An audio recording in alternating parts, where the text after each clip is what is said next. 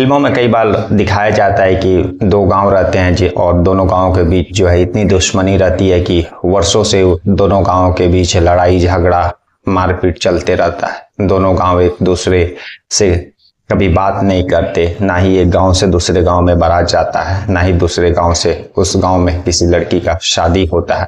और यह जो है दुश्मनी वर्षों से चलते रहती है, और उस दुश्मनी का उस दोनों गांव में रहने वाले जो लोग रहते हैं वह काफी बखूबी पालन करते हैं। लेकिन आज भी भारत में कई ऐसे गांव हैं जो शहर के चकाचौंध से दूर इस तरह के जो दुश्मनी, इस तरह की जो उन लोगों का जो वर्षों पीढ़ियों से जो दुश्मनी चलते आ रहा है उसको बखूबी पालन करते हैं। आज की कहानी भी एक ऐसे ही दो गांवों की है। नमस्कार, मैं हरेंद्र।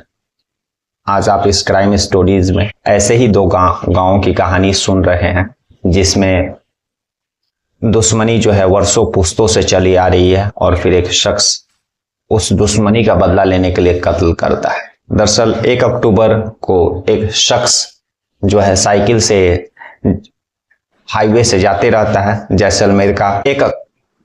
1 अक्टूबर को एक शख्स जो है साइकिल से हाईवे से जाते रहता है, तभी पीछे से एक पिकअप वैन आता है और उसको रौंदते हुए आगे बढ़ जाता है।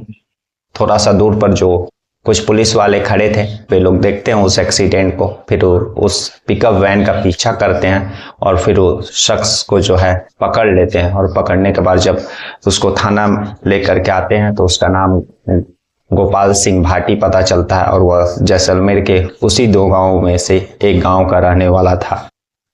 सारी चीजें कैमरे में भी हाईवे में रिकॉर्ड हो गई रहती है, उसका जो उस शख्स को कुचलना और फिर वहां से भाग जाना। तो पुलिस जो है उसी लापरवाही से एक्सीडेंट का मामला दर्ज करती है, नेग्लिजेंस का केस दर्ज करती है। लेकिन ये सारी चीजें जब चल रही थी और गोपाल सिंह भाटी जब थाना में ही बैठा हुआ था और जब ये सारी केस की फॉर्मेलिटीज पूरा की जा रही थी, तभी पुलिस को जो है कुछ शक होता है। दरअसल गोपाल सिंह भाटी था, उसके चेहरे पर थोड़ा भी उस एक्सीडेंट होने के बाद कोई भी अफसोस नहीं था कि उसके हाथों उसके गाड़ी से जो है किसी बेगुनाह शख्स का जो है कत्ल हो गया है, एक्सीडेंट हो गया, और एक्सीडेंट में उस शख्स का जो है मृत्यु हो गया है।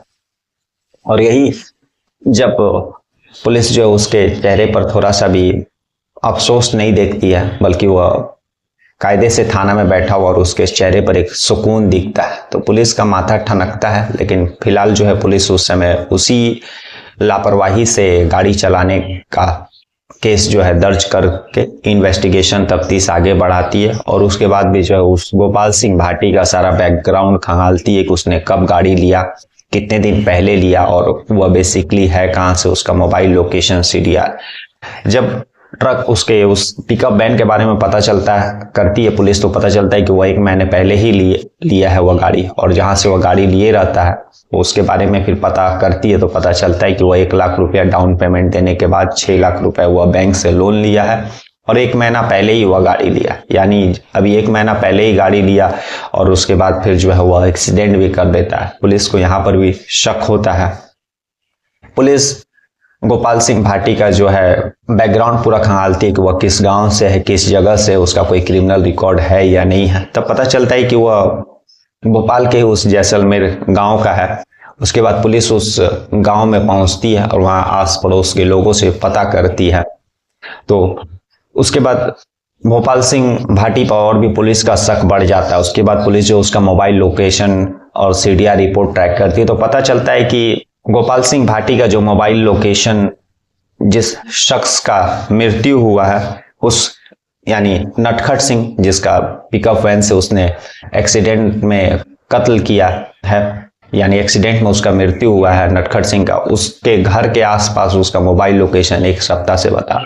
तो पुलिस समझ जाती है कि गोपाल सिंह भाटी उस नटखट सिंह का 1 सप्ताह से रेकी कर रहा था। पुलिस जब गोपाल सिंह भाटी के गांव पहुंचती है तो वो और जब नटखट सिंह का भी बैकग्राउंड खंगालती है कि दोनों में कोई कनेक्शन है कि नहीं है, तो पता चलता है कि नटखट सिंह भी उसी जहां पर गोपाल सिंह भाटी का गांव है उसी के बगल गांव से है, और दोनों गांव में कभी बातचीत नहीं होता। दोनों गांव का जो दुश्मनी जो है वर्षों से चले आ रहा है। कोई भी शख्स जो है एक गांव का शख्स दूसरे गांव से बातचीत नहीं करता, ना ही उन लोगों का सुख दुख में शामिल होता है।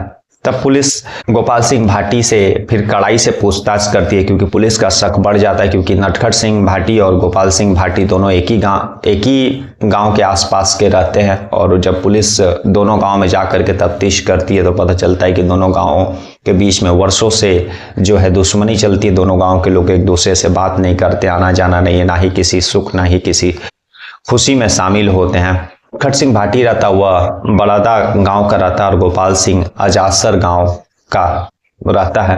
और फिर पुलिस को यह पता चल जाता है कि वर्षों से दोनों गांव में दुश्मनी, और यहाँ तक कि वे लोग एक दूसरे के गांव में कदम भी नहीं रखते हैं। अब अहमदाबाद पुलिस जो है वह गोपाल सिंह भाटी से कड़ाई से पूछताछ करती है, और जब पुलिस कड़ाई से पूछताछ करती है गोपाल सिंह भाटी से तो वह टूट जाता है और फिर वह कहानी सुनाता है।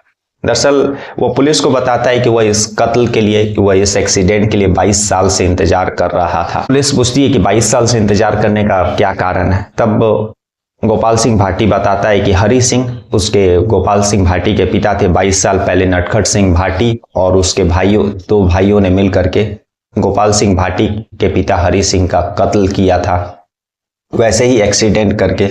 और फिर उस समय गोपाल सिंह भाटी मात्र 8 साल का था, और उसके बाद उसके पिता का कत्ल करने के बाद फिर जो है केस हुआ था, और उसमें जो है नटखट सिंह भाटी और उसके दोनों भाइयों को 9 साल का सजा कोर्ट ने सुनाया था, लेकिन 2-4 साल के बाद ही वे लोग बेल पर बाहर आ गए थे।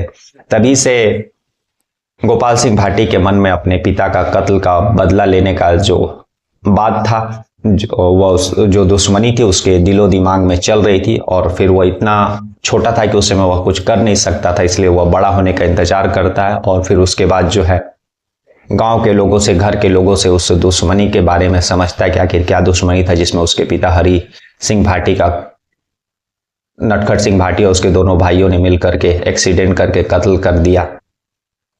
तब फिर उस दुश्मनी का पता चलता, और फिर उसके बाद जो है नटखट सिंह का कत्ल करने का प्लानिंग बनाता है। जब कत्ल हुआ था तो वह 8 साल का था, 8 की बात है, और उसके बाद वह बड़ा होने का इंतजार करता, और तब तक जो है नटखट सिंह उस गांव को छोड़ करके अहमदाबाद शिफ्ट हो जाता है।